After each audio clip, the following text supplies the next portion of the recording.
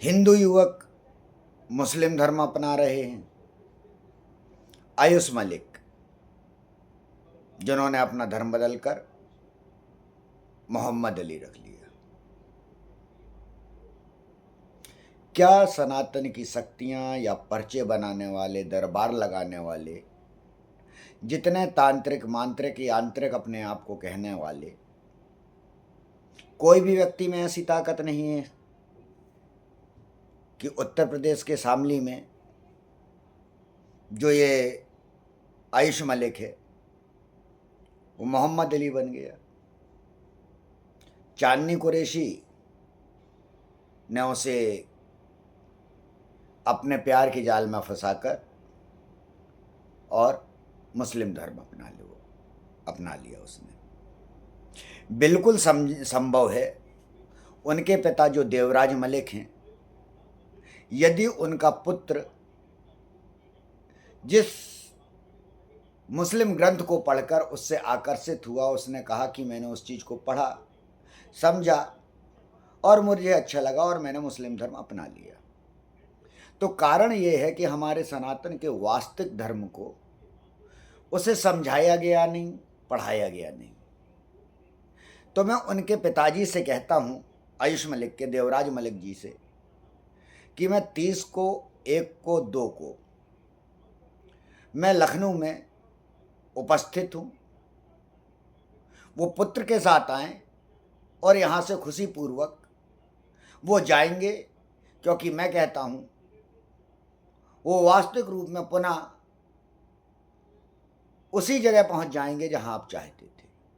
और सिर्फ उनके लिए ही नहीं, इस सनातन धर्म की जिन ऊर्जाओं की बात करता हूँ, वो चाहे कोई मुस्लिम हो, सिख हो, किसी भी धर्म का हो, किसी भी जाति का हो, किसी भी समुदाय का हो, क्योंकि वास्तविक जो आत्मा परमात्मा की शक्ति होती है वो इंद्रियों से नहीं होती, ना इंद्रियों की गुलामी के द्वारा होती, वो भीतर की शक्ति होती है जो हर मनुष्य के भीतर निहित है, बस पहुंचने का माध्यम मैं एक हूं।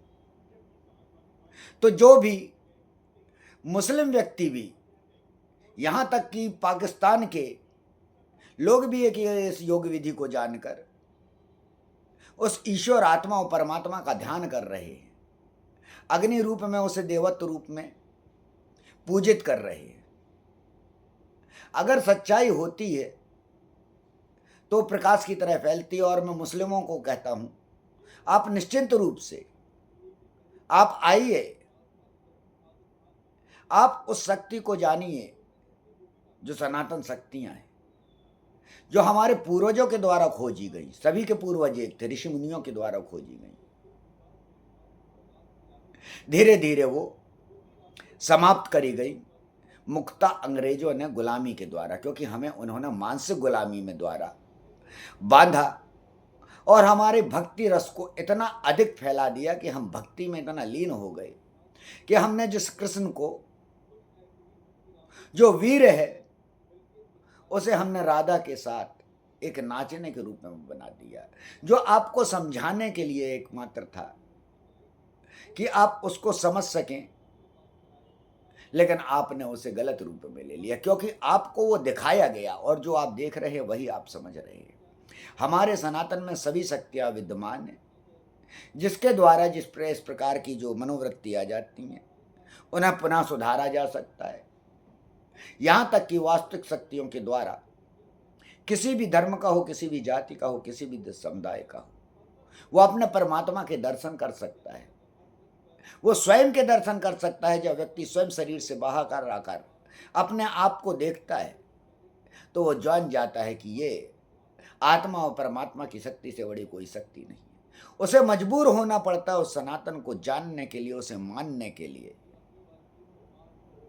तो ये शक्तियां छिपाई नहीं जा सकती। इसीलिए मैं कहता हूं, आडंबर हटाओ, सनातन बचाओ। अगर तुम में शक्ति नहीं है तो ड्रामा मत दिखाओ और सनातनियों को मत बहकाओ, क्योंकि शक्तियां निहित है, बस तुमने प्राप्त नहीं की। तुम आडंबर दिखाते रहे क्योंकि तुम्हारा उद्देश्य ना कि लोगों को सही लाइन पर लगाना, भक्ति से लगाना था, बल्कि तुम्हारा उद्देश्य था प्रसिद्धि। और इसीलिए पर्चे बनाकर, दरबार लगाकर सिर्फ लोगों को बहलाते रहे और हमारे नेताओं की बहुत बड़ी गलतियां हैं कि अब तुतले तुतले बाबा जिनको बोलना भी नहीं आता, उनके यहाँ आप लोग पहुंच रहे हैं। वहां शादी विवाह और भंडारा, बस यही हमारे सनातन के साथ होता है। हम इस बात को भूल जाते हैं कि जब एक ट्रक गिरता है तो लोग ड्राइवर को नहीं बचाते, बल्कि उससे फैलने वाले, यहां तक कि मैं किसी सामग्री की तो बात नहीं करूंगा, यहां तक कि तेल भी फैलता है तो उसे सड़क से समेट कर अपने पन्नी में, बोतल में, डिब्बे में, जिसमें भर सकते हैं। तो सोचिए हमारे लिए, हमारे देश में जो स्थिति है वो कैसी खाने की स्थिति है। भूखमरी हम उसी कहेंगे कि खाने के लिए आदमी। तो जब जहां भंडारा लगता है, आप किसी को नहीं बुलाइए, आप कह दीजिए भंडारा है, और आप देखिएगा वहां पे लोगों की भीड़ लग जाएगी। आप जितने भी भंडारे खोलते जाए, कमी लोगों के आने की नहीं रहेगी। क्यों? आप उस कारण समझिए, क्या वो भक्ति है? क्या इससे भक्ति जागृत होती है?